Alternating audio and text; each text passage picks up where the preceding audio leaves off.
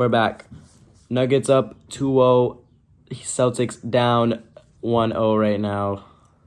Tough defeat for my team. Tough loss. They played tonight.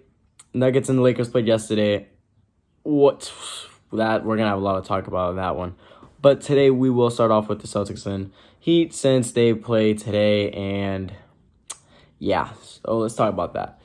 First game, the Celtics came out, I want to say hot from the first half, because they didn't play as good as I expected, but they were good in the first half.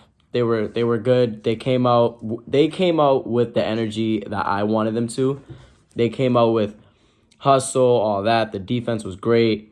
I really liked what they were doing in the first half, but one thing surprised me with what they did, and they played Peyton Pritchard, which was a surprising thing to see Pritchard come off the bench, as we usually run a 7 to 8 man rotation every time, which we start our starting lineup and then White and Brogdon off the bench, and it stops there. But we ran a 3-guard lineup, sometimes a 4-guard, if that, which was very surprising.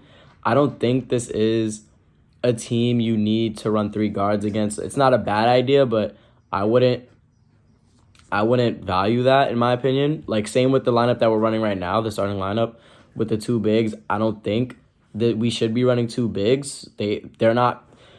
The Heat, they might have a true center in Bam or a true power forward in Kevin Love, but this team isn't a big team where you have to run 2 bigs to isolate one. When we versus the Sixers, I can get why we ran 2 bigs, because you want to isolate Embiid. Don't give him as many touches. Don't force him to pass. But Bam, yes, he is a force big, as we seen in last game. When he wants to score, he can. When he wants to, he can.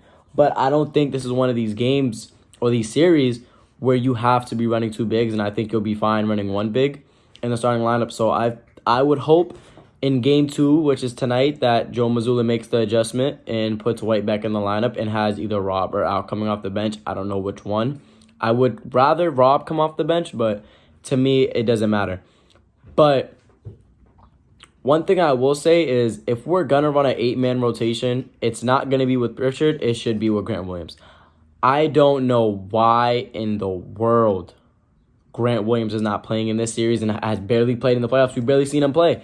I think last time we seen him play was Game 5 or Game 4 of the Philly series. It's ridiculous, in my opinion. Since those 2 missed free throws against Cleveland, he's barely been playing, and he's barely been getting any playing time, which I think is crazy, especially in this Miami Heat series.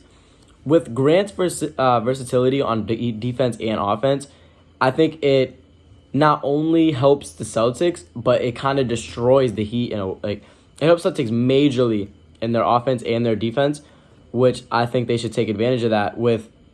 When you have Grant, okay, say we're not going to be running Al or Rob anymore. We're going to run Tatum, Brown, Williams, Smart, and let's say White.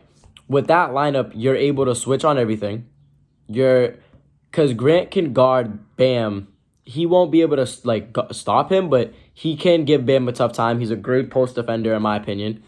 And he's a very strong player, so I feel like he can hold his own against Bam. I feel like when Jimmy and Bam are running that pick and roll, you can switch that every time.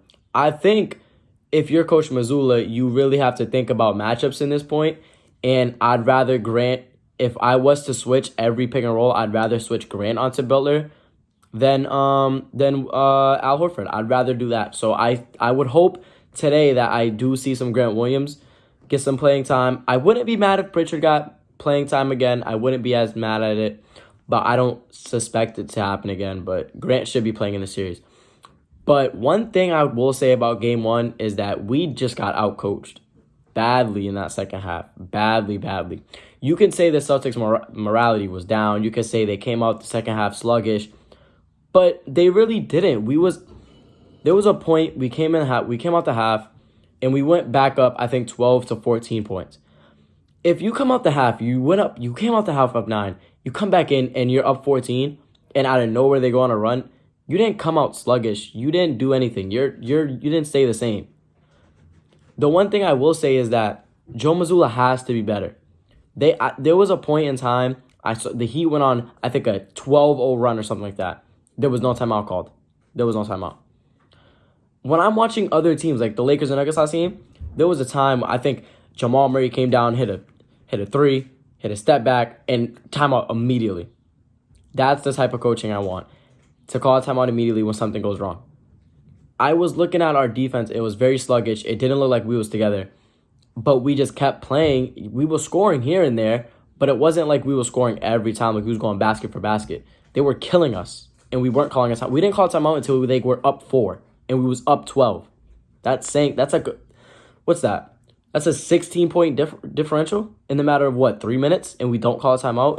It's ridiculous. So I hope I do see a lot of coaching changes. We need the Celtics to win today, and it's going to be a tough series. The Lakers and Nuggets last night. I wasn't able to watch the first half, but Murray was slow. He looked like it sounded like he couldn't get his shot going until the second half. And the Nuggets, LeBron. And that layup that's going viral. That miss, that's going viral. He should have just dunked the ball. I don't know why. He should have just did a regular dunk. I know it's playoffs. I know you want to show out. You usually do this all the time. But you should just take the layup, or just the easy dunk. Don't try to get flashy. Don't try to do nothing. I get you're the best player to ever play. I get that. But you just got to take the points there. You don't risk that. Just get the points, go on to the next play some defense, and get another bucket. That's all you got to do. But Jamal Murray, on the other hand, oh my God. He single-handedly almost outscored the Lakers in the fourth quarter by himself.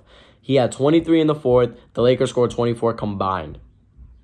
24 combined. And what I was talking about last game, I was talking about how I think, what was I? I was saying something about how they shouldn't have lost that game. They had so many players in double figures. Like, it was one of those games where you wouldn't be upset at that loss, and you would come back in game 2, and you would, come back and you would fight back. But in this game 2, Rui Hachimura is 7 for 7 to start off the game. 17 points. Your leading scorer going into the half off your bench. You shouldn't lose that game. If one of your bench players is having a game, I feel like you just shouldn't lose that game.